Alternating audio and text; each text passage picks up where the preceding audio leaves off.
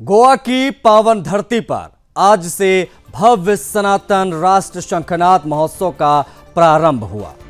इसमें गोवा के मुख्यमंत्री डॉक्टर प्रमोद सावंत, केंद्रीय मंत्री श्रीपाद नाइक, देवकी नंदन जी ठाकुर, धर्म योद्धा डॉक्टर सुरेश चौहान जी समेत कई मान्यवर यहां पर पहुंचे और दीप प्रज्वलित करते हुए कार्यक्रम का शुभारंभ किया गया।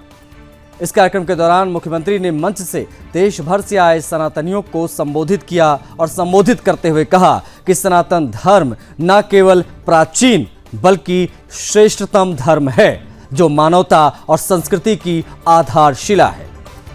मुख्यमंत्री सावंत ने गोवा को भगवान परशुराम की तपोभूमि बताया और तपोभूमि बताते हुए कहा कि इस ऐतिहासिक भूमि पर इस तरह के आयोजन होना गोवा वासियों के लिए सौभाग्य की बात है।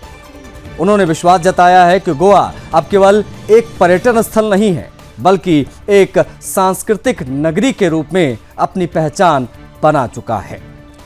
मुख्यमंत्री प्रमोद सावंत ने सुदर्शन न्यूज के प्रधान संपादक डॉक्टर सुरेश चौहान जी का भी आभार व्यक्त किया, जिन्होंने गोवा की सांस्कृतिक धरोहरों और कीर्तन स्थलों को राष्ट्रीय मंच पर लाने की घोषणा की।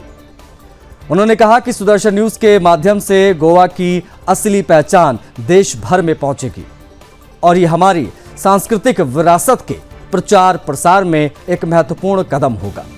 इस विशेष अवसर पर सुदर्शन न्यूज के ब्यूरो चीफ दीपक चौहान ने मुख्यमंत्री से विशेष बातचीत की, दिखाएंगे आपको। सनातन शंखनाद महोत्सव में गोवा के मुख्यमंत्री प्रमोद सावंत जी भी यहाँ पर उपस्थित रहे। उनके ही कार्यक्रमों द्वारा आज का ये सनातन शंखनाद महोत्सव का जो है वो प्रारंभ किया गया है। मेरे साथ यहाँ पर मुख्यमंत्री जी हैं। मुख्यमंत्री जी क्या बताएंगे, क्योंकि गोवा की इस परशुराम की पावन भूमि में सनातन शंखनाद महोत्सव का आज से प्रारंभ हुआ। गोवा के इस पुण्य भूमि में सनातन का शंखनाद हिंदू राष्ट्र शंखनाद महोत्सव की शुरुआत परम पूज्य डॉक्टर आठवले जी के इस उपस्थिति में और परम पूज्य ब्रह्मेशानंद स्वामी जी के उपस्थित पर यहाँ पे उन्होंने यहाँ पे महोत्सव शुरू किया है। सबसे पहले तो मैं सनातन संस्था का बहुत बहुत अभिनंदन करता हूँ। बहुत बड़ा कार्य सनातन हिंदू धर्म के लिए वो गांव-गांव में लोगों तक कर रहे हैं, इनका बहुत बहुत अभिनंदन। और इसी तरह से ये 4 दिन चलने वाला महोत्सव मुझे लगता है पूरे देश भर से और ग्लोबली जो लोग इस सनातन हिंदू धर्म की संस्कृति देखने के लिए यहाँ पे आए और उन्होंने जो बड़ा एग्जीबिशन लगाया है वो भी देखे। और इस 4 दिन के इस महोत्सव में सनातन हिंदू धर्म पर मार्गदर्शन करने के लिए जो डिफरेंट साधु महंत यहाँ पे उपस्थित रहेंगे, इनका मार्गदर्शन सुने।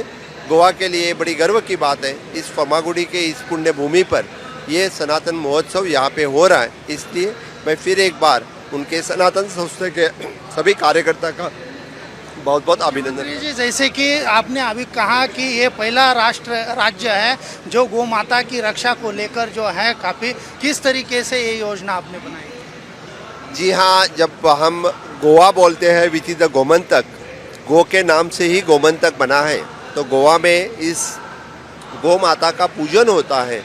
हर दीपावली हो या उसमें गौ माता का पूजन हम करते हैं। इसीलिए उसी गौ माता का रक्षण करने के लिए सरकार ने ये योजना आकी है।